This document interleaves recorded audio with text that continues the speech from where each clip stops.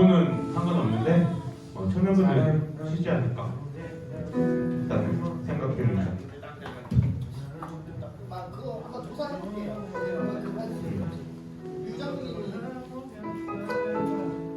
소문이다.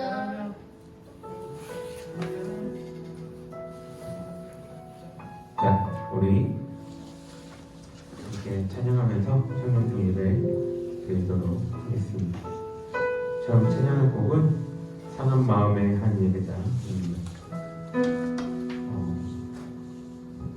또 한 번의 예배일 수도 있어요.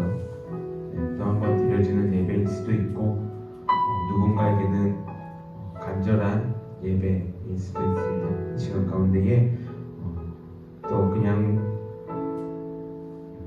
관습에 갇혀 습관에 갇혀 드려지는 예배가 아니라 시간 가운데에 우리가 기대하는 마음을 가지고 주님께서 우리에게 보여주실 그 은혜를 기대하면서 함께 찬양하며 나아가겠습니다.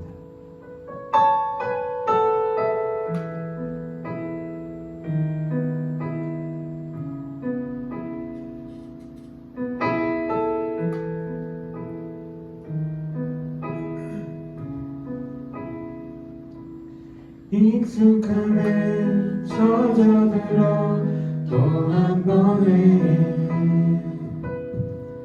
지나가는 예배가 아니라 다시 한번 부어주신 그 은혜로 가득 채워지는 예배를 나갈 만합니다. 익숙함에 젖어들어 또 한 번에 지나가는 예배가 아니라 다시 한번 부어주신 그 은혜로 가득 채워지는 예배를 나갈 만합니다. 요동치는 내 감정에 속지 않고 내가 주인된 예배가 아니라 영과 진리로 온전하게 드려지는 주가 받으시는 예배를 나갈 만합니다. 받으시는 온전한 찬양과 예배 주님께 나 드리기 원합니다. 주가 찾으시는 사랑 마음의 한 예배자 내가 되어 예배하기 원합니다. 주가 받으시는 온전한 찬양과 예배 주님께 다 드리기 원합니다. 주가 받으시는 상한 마음의 한 예배자 내가 되어 예배하길 원합니다. 주가 받으시는 온전한 찬양과 예배 주님께 드리기 원합니다. 주가 찾으시는 상한 마음의 한 예배자 내가 되어 예배하기 원합니다. 우리 시간 가운데 한번 기도로 주님께 나아가기 원합니다. 하나님 아버지 그렇습니다. 이 시간 가운데에 상한 우리의 마음을 또 가지고 주님 앞으로 나옵니다. 이 예배의 시간에 주님 한 번만 바라볼 수 있게 하여 주시옵소서. 우리 가운데에 주의 은혜를 부어주시고 주의 사랑을 부어주시고 주님께서 우리에게 하실 그 말씀을 기대하며 나아갈 수 있는 그런 시간 되게 하여 주시옵소서. 우리 함께 기도하겠습니다.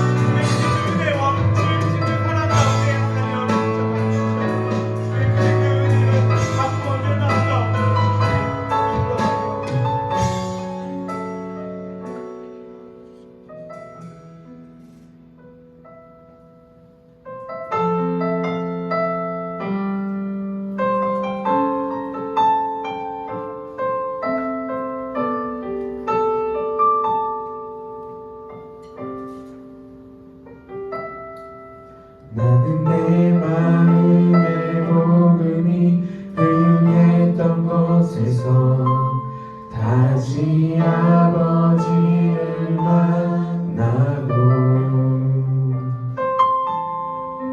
주님 내 마음의 연약한 눈물의 끝에서 또 나를 반겨주시네.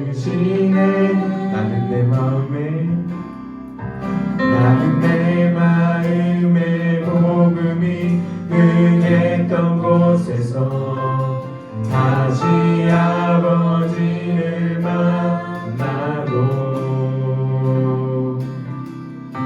주님 내 마음의 연약한 눈물의 끝에서 또 나를 반겨주시네.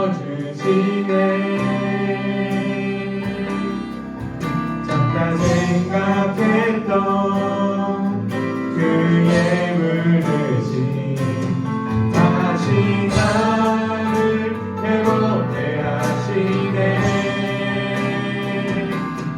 다시 일어나 주를 예배하니 내 모든 기쁨이 되리.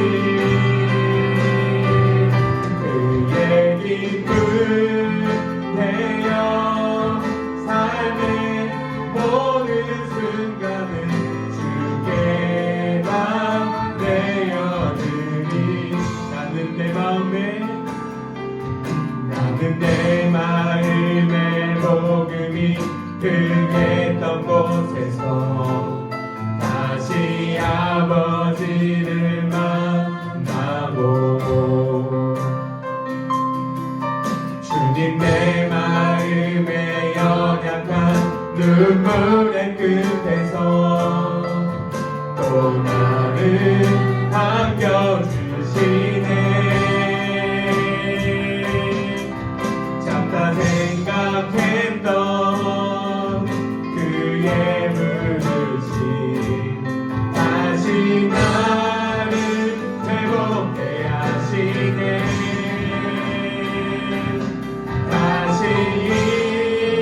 일어나 주를 예배하니 내 모든 기쁨이 되리.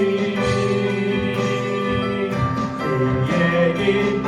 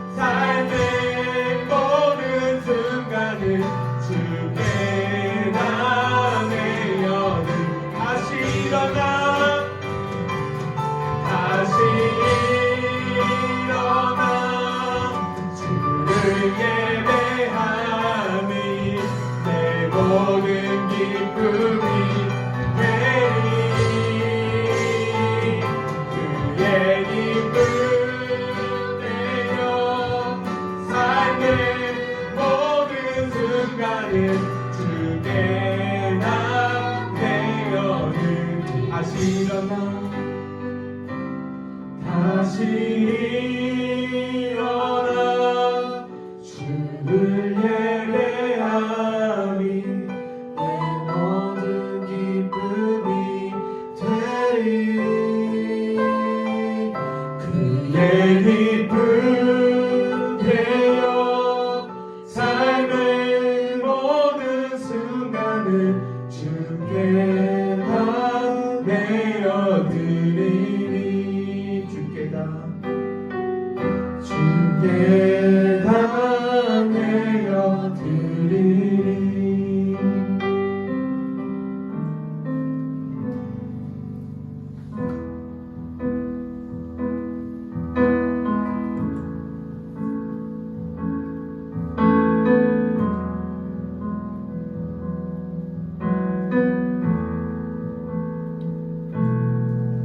주님 뭐라 말할까요 그냥 주님이 좋은 아주 작은 저예요 주님 어떤 말로 다 할까요 주님 사랑하는 말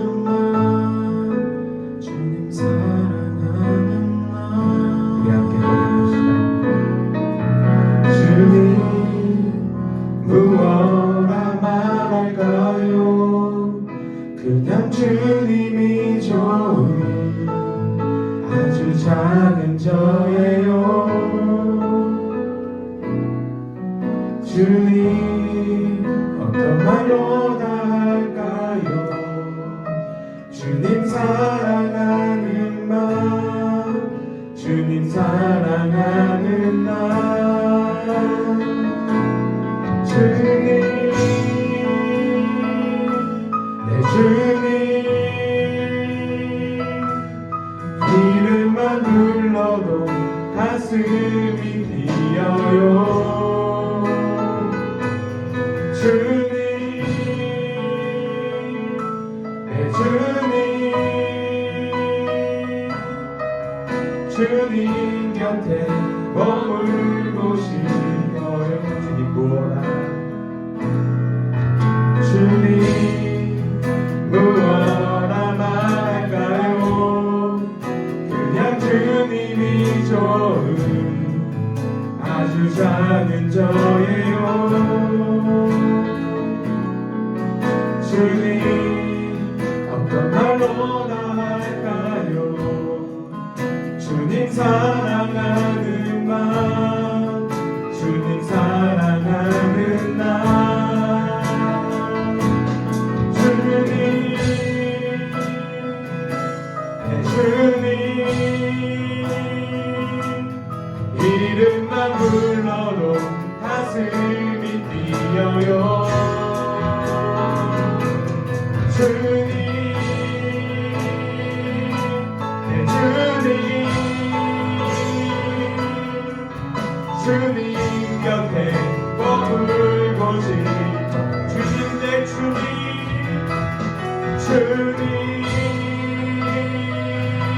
내 주님 이름만 불러도 가슴이 뛰어요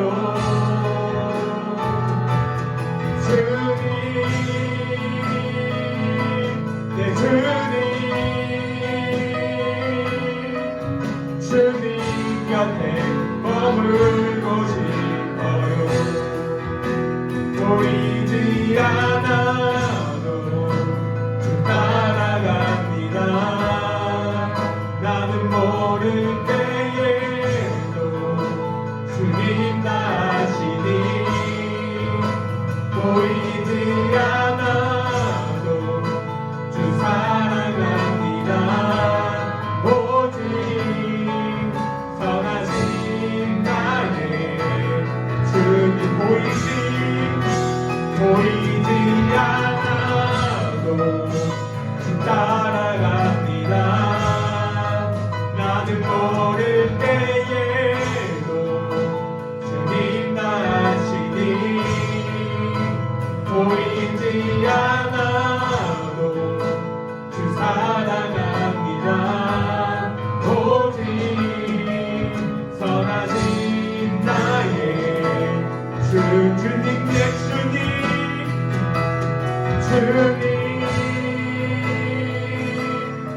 주님 이름만 불러도 가슴이 뛰어요. 주님 내 주님 주님 곁에 머물고 싶어. 주님 내 주님 이름만 불러도 가슴이 뛰어요. 주님 내 주님 주님 곁에 머물고 싶어. 보이지 않아도 주 따라갑니다. 나는 모를 때에도 주님 나시니 보이지 않아도 주 사랑합니다. 오직 선하신 나의 주님. 주님 이 시간 가운데 내 마음을 드리며 주님께 나아갑니다. 하나님 아버지 우리와 함께하여 주시고 이 찬양의 고백들처럼 우리의 삶 가운데에 우리가 주님을 사랑하는 그 마음을 받아주시옵소서. 예수님의 이름으로 기도드립니다.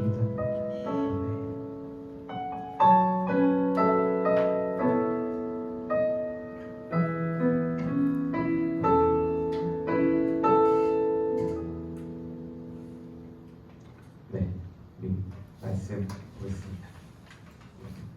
찬양 되어도 돼요? 언제 들어갈지 모르고 있었죠.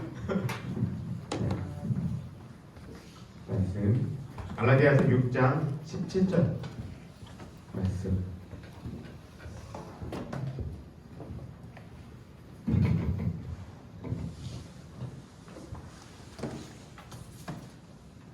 갈라디아서 6장 17절 한 절의 말씀입니다. 우리 청년부 올 한 해 주제 말씀이기도 한 말씀인데 갈라디아서 6장 17절 다 찾나요? 네, 우리 한 목소리 여기 떠 있어요? 한 목소리로 큰 소리를 읽어봅시다. 시작. 이유로는 누구든지 나를 괴롭게 하지 말라. 내가 내 몸에 예수의 흔적을 지고 있노라. 아멘. 이렇게 오늘부터 다시금 청년부 예배 드릴 수 있게 해주신 그 주님께 감사의 박수 먼저 올려드리겠습니다. 다들 사역 마치고 피곤한 이 시간이지만 이 시간들을 통해서 여러분들의 믿음과 신앙이 자라날 수 있기를 간절히 바라며 또 우리에게 또 어떤 말씀을 주실지 기대하며 함께 이야기를 나눠보도록 하겠습니다. 앉아서 해도 되죠? 네. 여러분 가운데 혹시 몸에 상처나 흔적 있는 사람 있어요? 네. 네. 다들 웬만하면은 하나씩은 다 갖고 있을 것 같아요. 흔적들, 훈장처럼. 칼빵 유자야. 칼빵. 담배빵. 담배빵. 그래. 자, 학생들 없는 게 다행이네. 네. 자, 나도 칼빵 2개 있어요. 학생. 저 친구는 학생 아니죠? 명예 청년?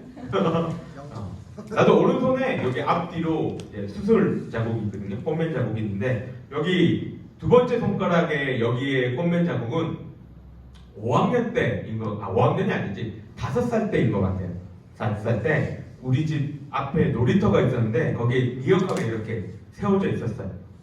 5살 영준이는 굉장히 호기심도 많고 특별한 아이였답니다.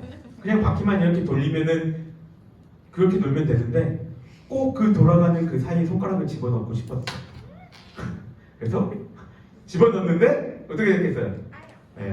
아야 하고 찢어졌죠. 네, 찢어져가지고 병원에 가가지고 내가 알기로는 한 6, 7번을 이렇게 꿰맸던 것 같아요. 근데 그 꿰맬 때도 나는 기억은 안 나는데 우리 어머니가 말씀하시기론 울지도 않고 그 꼼매는 게 신기해서 이렇게 쳐다보고 있었대요.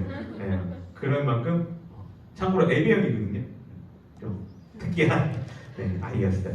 네, 그래서 여기 손가락이 있고 그 다음에 두 번째 여기 새끼 손가락은 내가 혈기왕성할 때 20살 때 20살 그 20대 언저리쯤에 성숙하지 못했을 때 그때 너무 이렇게 화가 나는 일이 하나가 있었어요. 아까 9시 예배 전에 자영이하고 잠깐 얘기했는데 자영이가 복싱을 배운대요. 나도 복싱 잠깐 배워본 적이 있어서 복싱이 정말 재밌는 게 뭐냐면 이 미트를 이렇게 딱 대주는데 정말 잘 대주는 코치는 내가 아무리 그지같이 이렇게 잽을 해도 이게 잘 대주니까 소리가 팡팡 나요. 그러면은 진짜 스트레스가 확 풀리거든요. 그런 것처럼 내가 어렸을 때 자주 그러지는 않았고 20살 이 언저리 때 어떤 버릇이 있었냐면 1년에 한 번 정도는 내가 주체할 수 없을 만큼 화가 나는 거예요. 이게 감당이 안 될 정도. 그래서 뭔가를 하나 꼭 부숴야 됐어요. 그때는 어렸을 때는. 근데 이때도 뭐 설명하자 앞에 일들 설명하기 너무 길고 어쨌든 내가 진짜 내 생에서 가장 화가 많이 났을 당시였던 것 같아요.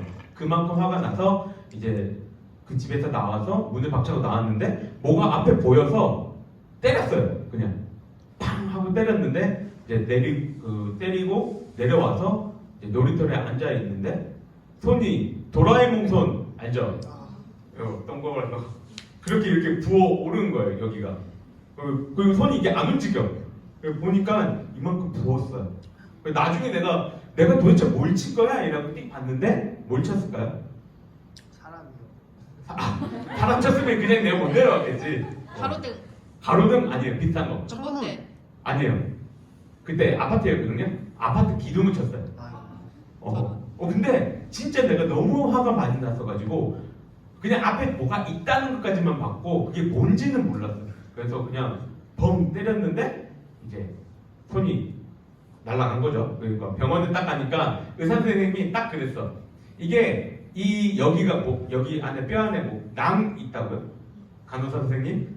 그죠? 여기 뼈 안에 무슨 낭이 있대요. 그게 터졌는데 보통 이게 터지는 게 두 가지 경우에 운동을 해서 터지던가 아니면 뭘 쳐서 터지던가. 근데 학생은 딱 보아하니 운동은 아닌 것 같고 뭘 때렸죠 이라길래 네 이라고 이거는 뭐 답 없다고 수술해야 된다고 해서 그래서 수술한 적이 있습니다. 이렇게 두 가지 흔적이 생각이 나요. 그리고 흔적 하니까 또 하나 생각나는 게 내가 3년 만에 영화를 본 것 같아요. 요 최근에 혹시 영웅 본 사람 있나요? 네, 영웅 영화 이렇게 아바타는 너무 길어서 못 보겠고 영웅을 이제 와이프하고 갔는데 거기서 안중근 의사하고 이제 무기를 이제 밀매해주는 할아버지가 그 카페 같은 데 앉아가지고 이렇게 얘기를 하는 장면이 있었어요. 그때 그 할아버지가 안중근 의사한테 이제 조금 시간 좀 쉬면서 이제 후일을 도모하자라고 얘기를 합니다. 그때 안중근 의사가 뭐라고 얘기해요? 뭐 본 거야? 하면서 동지들하고 그쵸 맞아요. 이거 내가 손가락 이 단지를 끊으면서 동지들하고 내가 다짐한 게 있다. 올해 안에 내가 이토를 암살하지 못하면 내가 자결하겠다 라고 이제 자기 그 손을 보여주면서 이렇게 얘기를 합니다. 이처럼 흔적이라는 것은 그 흔적을 남겼을 때 나의 마음가짐과 생각을 보면은 기억나게 합니다. 나도 오른손 이거 한 번씩 볼 때마다 그러면 안 되는데 이런 생각을 하고 여기 볼 때마다 왜 나는 거기에 손가락을 집어넣었을까 이런 생각을 한 번씩 하거든요. 근데 벌써 내가 두 번째 손가락은 30년이 넘었는데도 아직도 리어카에 내가 손가락을 넣었다라는 게 기억이 나는 만큼 그리고 안중근 의사도 네 번째 손가락을 볼 때마다 내가 동지들과 맹세했던 그때가 기억날 만큼 흔적은 우리 마음과 생각을 돌이키게 합니다. 이 흔적에 대해서 바울은 오늘 본문에서 이렇게 이야기를 하고 있어요. 그 흔적을 통해서 자신은 예수 그리스도를 바라보고 살아간다고 이야기를 합니다. 그럼 바울이 어떤 상황 속에서 이 이야기들을 했는지 그리고 바울이 이 이야기한 것이 우리에게는 과연 어떠한 의미인지 한번 생각해 보도록 하겠습니다. 먼저 바울이 지금 이야기하고 있는 이 흔적이라는 단어는 신약 성경에서 딱 한 번 나와요. 여기서 딱 한 번. 이러한 것을 문학 용어로 뭐라고 얘기하냐면 하팍스 레고메나라고 얘기를 합니다. 중요한 거 아니에요. 그냥 한 번 나오는데 그런 거를 이렇게 얘기하는데 이거는 성경뿐만 아니라 다른 문학에서도 이제 표현되는 그러한 기법이기도 합니다. 전체 문학 그 책 가운데서 딱 한 번만 쓰는 그 단어들이 있다는 거예요. 그래서 그 단어는 어찌 보면은 해석하기가 조금 어려워요. 그렇죠? 그 단어를 여러 군데서 많이 썼으면은 그거를 어떤 상황에 뭐라고 썼는지 이렇게 비교해가면서 아 이런 의미겠구나라고 이제 유추할 수가 있는데 한 군데밖에 딱 한 번밖에 안 썼기 때문에 그 단어의 의미를 완전히 알기는 어렵다는 것이죠. 근데 헬라어라는 이 언어 자체가 성경을 적기만 위해서 쓰인 언어가 아니라 지금의 영어처럼 그 당시에 많은 사람들이 썼던 공용어였기에 성경에서는 한 번밖에 나오진 않지만 그 당시 다른 문헌들에서는 이 단어가 사용되고 있고 그것을 보면서 이 단어는 어떠한 의미로 쓰였구나라고 해석을 하기도 합니다. 이 흔적이라는 이 단어는 헬라어로 아는 친구도 있겠지만 스티그마라고 해요. 스티그마. 이 단어는 이미 그 당시 사회에서 많이 쓰였던 단어입니다. 근데 이 단어가 어디에 쓰였냐면 우리가 흔히 얘기하는 낙인 그 의미로 많이 쓰였어요. 낙인이 뭐예요? 내 거, 그쵸? 내 거 아니면 뭐예요? 너는 죄인 그런 거죠. 양이나 염소나 동물들 같은 거에는 내 거 이렇게 표시하는 거고 그리고 동물들뿐만 아니라 종이나 죄인들에게도 너는 내 거야 이렇게 표시하는 그런 표시로도 사용이 됐습니다. 그리고 로마 시대의 군인들이 로마 황제에게 충성을 다하는 표식으로 자기의 몸에 이 로마 황제의 이름을 새기는 그것도 또한 스티그마라는 단어를 사용했어요. 그럼 스티그마 이 단어가 주는 이미지는 어때요? 기뻐요? 유쾌해요? 아니요. 그렇죠. 그렇게 좋고 유쾌한 단어는 아닙니다.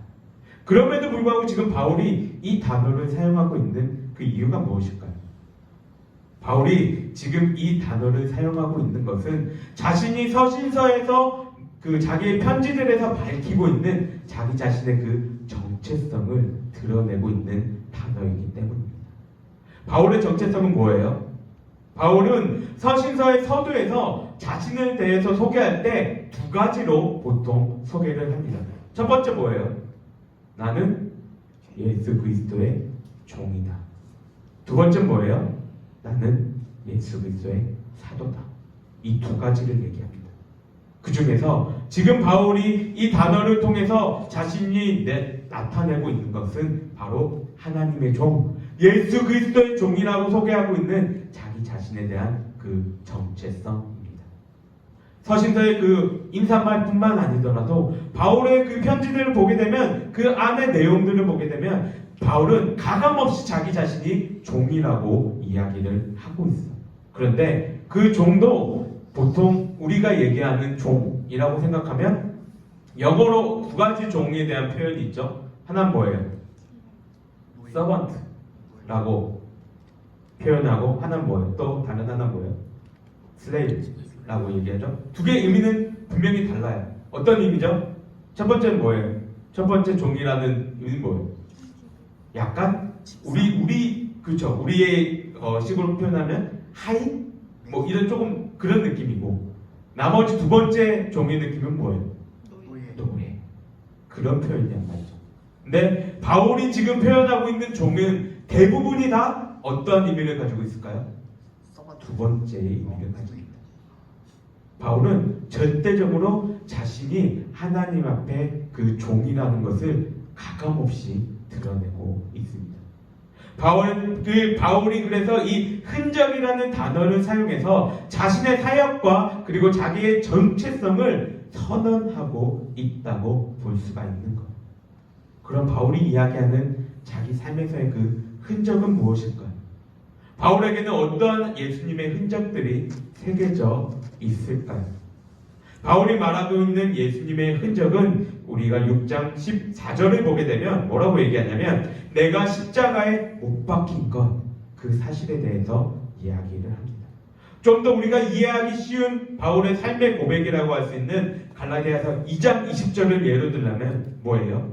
내가 그리스도와 함께 십자가에 못 박힌 것, 그거를 말하고 있는 거예요. 그래서 바울의 흔적에 대해서 우리는 크게 두 가지에 대해서 생각해 볼 수 있는데, 실제 바울은 흔적이라고 이야기를 하고 있지만, 특히나 우리말 성경에서는 흔적이라는 단수이지만 헬라어는 복수를 사용하고 있기 때문에 여러 흔적들을 바울이 이야기하고 있다고 생각해 볼 수가 있어요. 바울의 흔적에 대한 크게 두 가지 흔적은, 한 가지는 육체의 흔적이고 다른 한 가지는 마음의 흔적입니다. 바울의 육체에 새겨진 예수님의 그 흔적은 어떤 거예요? 바울이 자기 자신의 그 사역에 대해, 그 힘듦에 대해서 웬만하면 바울은 나타내지 않습니다. 바울은 자기가 어렵고 힘든 점에 대해서 웬만하면 이야기를 하지 않아요. 그런데 딱 한 가지 서신서에서만 자신의 그 어렵고 힘듦을 이야기를 합니다. 어디예요? 바울의 가장 개인적인 서신을 어디라고 얘기를 하냐면 고린도 후서라고 얘기를 합니다. 고린도 후서 11장을 보게 되면 바울이 자신이 받았던 그 사역 가운데의 어려운 일들, 고난들을 이렇게 얘기를 합니다. 우리가 아는 것처럼 40에서 하나 감한매를 5번 맞았고, 3번 태장에 맞았고, 1번 돌로 맞았고, 3번 파선을 당하고, 각종 위험에 처하고, 자지도 못하고 줄이고 목마르고 굶고 춥고 헐벗었다라고 바울은 이야기합니다. 매를 맞는다는 거, 40에서 하나 감한매는 그냥 우리나라 조선시대에서 이렇게 회초리 같은 그런 얇은 걸로 맞는 걸 의미하지 않아요. 진짜 두꺼운 몽둥이 가지고 39대를 때리는, 그거를 5번이나 맞았음을 의미합니다. 태장은 여러분들이 예수님의 그 십자가 사건 중에서 많이 이렇게 봤을 건데, 예수님의 십자가 달리기 전에 채찍질을 예수님한테 하잖아요. 로마 군인들이. 그 끝에 뭐가 달려있다고 얘기를 해요? 그렇죠. 새 골이나 동물의 뼈나 이런 것들이 달려있어요. 그럼 그거 맞으면 어떻게 되나요? 살점이 다 찢기고 피부가 다 찢어지는 그것들을 이야기합니다. 태장은 그거를 이야기해요.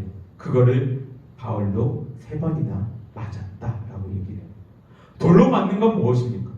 그냥 우리 지나다니다 이제 가끔 막 애들이 이렇게 돌 던지는 뭐 그 정도인가요? 유대인들이 돌 던진다는 무슨 의미예요? 죄인이고 죽이겠다는 의미예요. 죽을 때까지 던지는 거. 그거를 바울은 당했다는 거. 지금 바울이 자기가 받은 고난을 이렇게 얘기하는 게 다 하나하나가 다 죽음에 이를 만큼 고통스럽고 위험했던 그 일들이라는 거. 그것들을 내 몸에 흔적으로 남아있다. 내가 그리스도를 전하다가 이러한 흔적들을 얻었고, 이를 통해서 내가 고난을 받았다라고 이야기합니다.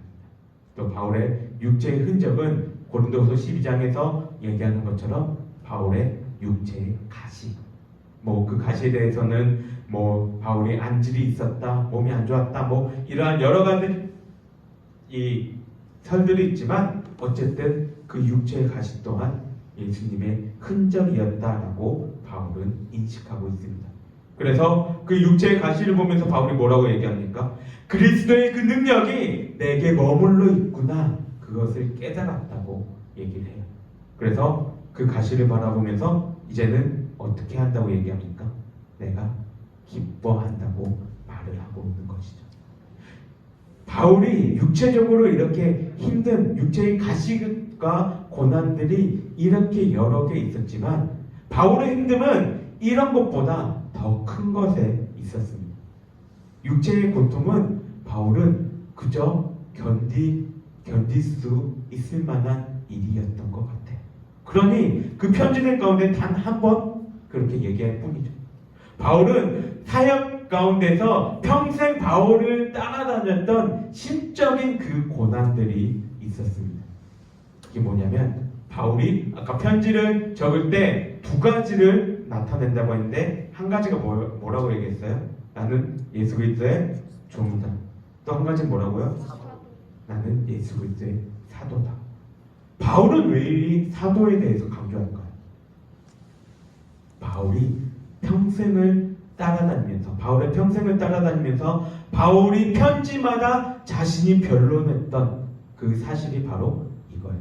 사도권에 대한 것. 그리고 자신의 그 사역 가운데의 심적인 고난은 이 사도권이 흔들림으로 인해서 자신이 전하고 있는 이 복음이 오해될까봐 그거에 대해서 바울은 굉장히 심적으로 힘들어 했다고 합니다. 이것은 갈라디아서나 다른 서신들을 보면서도 우리가 찾아볼 수가 있습니다. 사도권은 바울의 평생을 꼬리표처럼 따라다녔던 거예요. 어떤 의미냐면 네가 어떻게 바울 네가 사도가 될 수 있냐는 것이죠. 예수님의 제자도 아닌 내가 어떻게 사도라고 이야기를 할 수 있냐는 질문들이겠습니다. 바울의 평생을 이거를 변론하면서 보냈습니다. 여러분 한국사 좋아합니까? 역사 좋아해요? 네. 네. 그럼 질문을 하나 할게요. 바울처럼 평생 동안 내가 한 가지 일에 대해서 계속 반박했던 왕이 한 명 있었어요. 조선시대에. 누굴까요? 조선시대에 가장 오랜 기간 왕위에 있었던 영조. 그죠? 영조입니다. 영조 전에 왕 누구예요? 빨리 외워요. 대적태세.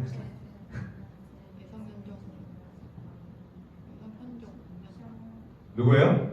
지나갔죠. 경종입니다. 경종. 영조하고 어떤 관계예요? 경종은 형이거든요. 아니 영조의 형이 경종이에요. 경종이 어떻게 죽었냐면 왕위에 오른 지 4년 만에 이제 사망을 합니다. 근데 그 사망 과정 가운데에 영조가 암살했다는 소문들이 이렇게 있었어요. 왜냐하면 경종이 몸이 좋지 않은데 경종이 그 당시에 이제 수라라고 얘기를 하죠. 그 수라 가운데에 뭘 올렸냐면 게장과 감을 같이 올려요. 근데 한약에서는 게장과 감은 상급이라고 얘기를 합니다. 근데 그거를 영조가 올렸다라고 얘기를 하고 경종이 사실 그 게장과 감을 먹고 혼수 상태에 빠져서 죽었다라고 이야기를 합니다. 그래서 영조는 자신이 52년 동안 이 제위에 있는 동안에 내내 형을 암살했다는 그 의혹에 시달립니다. 그래서 영조실록을 보게 되면 영조실록 안에서 그런 내용들이 있다고 해요. 내가 형 암살한 거 아니야. 내가 그거 아니라고 몇 번을 얘기했냐? 라는 그 내용들이 기록되어져 있다고 합니다. 이처럼 바울도 자신의 평생에 네가 진짜 사도냐? 그 의혹이 자신을 평생 따라다녔어요. 왜냐하면 보통 사도의 조건을 3가지 조건이 충족돼야 된다고 말을 해요. 첫째는 부활하신 주님을 부를 것. 두 번째는 주님으로부터 직접 가르침을 받을 것. 세 번째는 주님으로 부르심을 받을 것. 이 3가지의 조건이 맞아야지 사도라고 불렀거든요. 그런데 사람들이 봤을 때 바울은 여기에 포함되어 있지 않았다는 것이죠. 여담으로 이 조건만 봐도 지금 자기들이 새로운 사도다라고 얘기하는 신사도 운동이라는 것이 얼마나 허황된 것인지 알 수 있는 거예요. 그들은 자기네들은 예수님은 부르심을 받았다라고 얘기할 수 있지만 부활의 주님을 뵐 것과 부활의 주님으로부터 직접 가르침을 받은 그런 조건들이 충족되지 않기에 그리고 사도라는 직분 또한 그 초대교회를 세울 때에 필요한 직분이었기에 지금도 이어지고 있다는 것은 말이 맞지 않는다는 것입니다. 어쨌든 넘어가서 바울에 대해서 다시 한 번 더 얘기하면 바울은 자신이 이 사람들이 네가 그럼 이 3가지 조건을 충족했냐라고 얘기했을 때 바울은 뭐라고 얘기하냐면 내가 다메섹 도상에서 부활하신 주님을 배웠고 그곳에서 주님이 나를 가르쳐 주셨고 그곳에서 주님이 나를 이방인의 사도라고 부르셨다라고 이야기를 해요. 그리고 자신 또한 사도라고 말을 하면서 다른 예루살렘에 있었던 사도들과의 만남에서 그 예루살렘의 사도들이 나를 사도로 인정했다라고 이야기를 합니다. 하지만 많은 사람들은 사도라는 그 인정에도 불구하고 그것을 받아들이지 않고 바울을 향해서 계속해서 유혹을 보냈던 것. 바울이 이토록 자신이 사도라고 밝히고 노력하는 이유는 자기가 사도라는 그 지위에 올라가고 싶어서 그런 게 아니에요. 바울은 우리가 알다시피 그러한 물질적인 거나 그러한 명예나 그런 거를 연연하는 사람이 아니었어요. 바울이 자신의 사도권을 변론하고 있는 이유는 단 한 가지. 자신이 전하고 있는 그 복음 때문입니다. 갈라디아서는 바울의 사역 초기에 적은 편지라고 이야기를 합니다. 그래서 바울의 아직 다듬어지지 않은 그 성격들이 많이 보여요. 우리가 알다시피 우리 바울 선배님은 한 성격 하셨거든요. 어땠나요? 수제자라고 예수님의 수제자라고 얘기했던 베드로한테도 뭐라고 얘기해요? 당당하게 가가지고 당신 이거 이렇게 하면 안 되지 않느냐 라고 얘기를 했고 다른 사람들이 자신의 회심에 대해서 인정하지 않을 때 자신을 지지해준 바나바하고도 어때요? 심히 다퉜다라고 성경은 이야기를 합니다. 이후 서신서를 이제 보면은 인사말이 나오고 바울이 보통 바로 다이렉트로 본론을 얘기하는 것이 아니라 조금 이렇게 어둘러서 그런데 너희들 잘 지내고 있는데 그런데 니네들 문제가 이거지 라고 보통 이야기를 해요. 근데 갈라디아서는 그런 게 없습니다. 나 바울이야 라고 얘기한 다음에 바로 뭐라고 얘기하냐면 야 근데 나는 니네들의 이런 모습이 이해가 안 돼. 니네들 왜 그렇게 사니? 바로 이렇게 얘기해버려요. 그만큼 아직 바울도 다듬어지기 전에 바울의 모습이었던 거죠. 사역 초기의 편지이기에 갈라디아서는 바울이 전했던 그 복음에 대해서 치열하게 논증하고 있고 변호하는 서신입니다. 내가 전한 복음, 사람들의 귀에 즐겁게 하고 그리고 할례가 의미 없다라고 너희들은 얘기하고 있는데 나는 그걸 얘기하고 싶은 게 아니다라고 갈라디아서는 이야기를 하고 있는 거예요. 바울은 자신의 삶에 새겨진 예수님의 그 흔적들은 육체적으로 심적으로 힘들고 어려운 것들이었지만 그럼에도 불구하고 바울은 이 흔적들을 바라보면서 그의 표현대로라고 이렇게 쓰면 나의 달려갈 길을 마쳤다라고 이야기를 했습니다. 그럼 이제 마무리를 해볼까요? 바울이 지녔던 흔적, 그 흔적들이 우리의 삶에는 어떻게 새겨져야 합니까? 지금 여기 있는 대부분의 우리 청년들은 주님과 뜨거웠던 그 첫사랑의 흔적들이 마음속에 남아있을 거예요. 마치 바울이 다메섹 도상에서 주님을 만났을 때처럼 말이죠. 그런데 그 흔적 지금도 계속해서 남기고 있나요? 흔적을 남기는 길은 두 가지인 것 같아요. 단 한 번에 그냥 확 이렇게 남기던가 아니면 조금씩 지속해서 남기던가. 어떤 것이 정답이다라는 건 없어요. 하지만 우리의 삶에는 우리의 신앙에는 지속적으로 흔적을 남기는 일들이 필요합니다. 설교를 준비하는 와중에 이찬수 목사님의 신간책을 소개하는 글에서 이런 글을 봤습니다. 이찬수 목사님이 고신대학원의 박영돈 교수님이라는 분의 글을 인용해서 이렇게 이야기를 합니다. 그분이 뭐라고 얘기했냐면 구원받은 사람은 거룩함의 열매를 맺는다. 구원받은 사람은 거룩함의 열매를 맺는다라고 이야기를 했다는 거예요. 그 글을 보면서 참 많은 생각을 하시면서 자신을 돌아봤다고 얘기를 해요. 그러면서 나의 삶에 거룩함이 있는가 그거를 찾아보려고 노력했다는 글을 봤습니다. 우리의 삶에서 드러내야 하는 드러나야 하는 예수님의 흔적을 거룩함이라고 생각이 듭니다.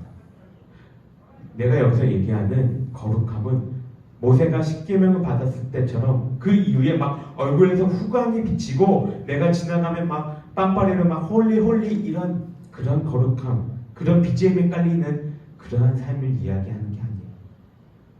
여러분들이 살아가는 그 삶 속에서 하나님의 음성을 듣고 그 음성대로 순종하며 사는 삶, 그것이 거룩함이라고 생각을 합니다. 한 가지 예로 들면 내가 이번 주 중에 들었던 마음이에요. 이번 주 중에 나한테 교회 일에 대해서 많은 얘기들을 여러분이 하셨어요. 뭐 좋은 일도 있고 좋은 얘기들도 있고 나쁜 얘기도 없죠. 이런 방향으로 가는 것이 좋지 않겠냐 이런 말들을 굉장히 많이 이번 주에 들었던 것 같아요. 근데 하나님이 항상 나한테 여러분도 잘 기억해야 될 게 똑같은 일을 반복해서 보여주실 때나 듣게 하실 때는 이유가 있는 것 같아요. 그냥 내가 그 얘기들을 많은 사람들에게 듣고 이런저런 이야기들을 하면서 어느 날 문득 그 생각이 들었던 거예요. 왜 이번 주는 이렇게 교회 일에 대해서 많이 듣게 하시지? 라는 생각이 딱 들었어요. 그러면서 내가 내 모습을 한번 되돌아봤어요. 근데 내가 그때마다 어떤 표현을 했냐면 자기 방어 모습을 보였던 것 같아요. 어떤 말이냐면 근데 그거는 이렇게 해서 안 됩니다. 근데 이거는 이래 해서 이렇게 한 거예요. 근데 이거는 이것 때문에 이렇게 진행한 거예요. 근데 이거는 이겁니다. 이런 말들을 행했던 나의 모습들을 보게 됐어요. 근데 거기서 주님이 깨닫게 하시게 한 것은 그 모습이 아니라는 거예요. 나에게 물론 내가 얘기했던 그것들이 틀린 것들은 아닌 것 같아요.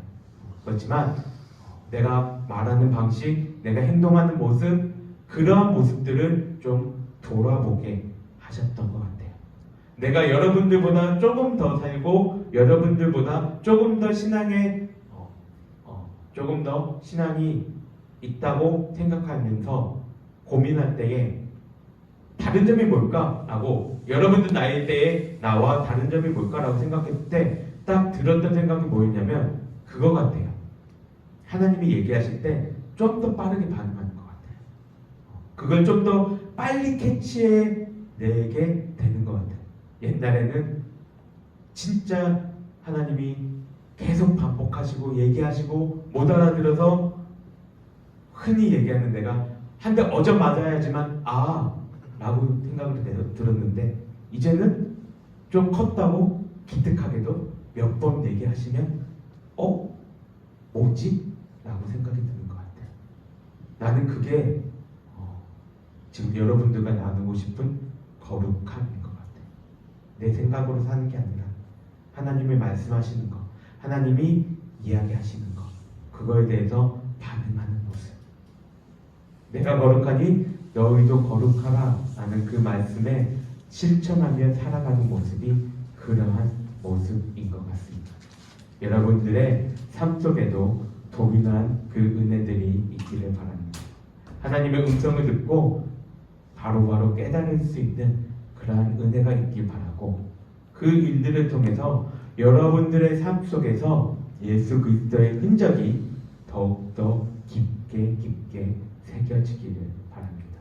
그래서 여러분 다른 사람들이 여러분들의 모습을 보면서 그 흔적을 바라보며 도전받고 위로받고 격려받을 수 있는 그러한 청년들로 이 땅에서 살아가기를 주님의 이름으로 간절히 소망합니다.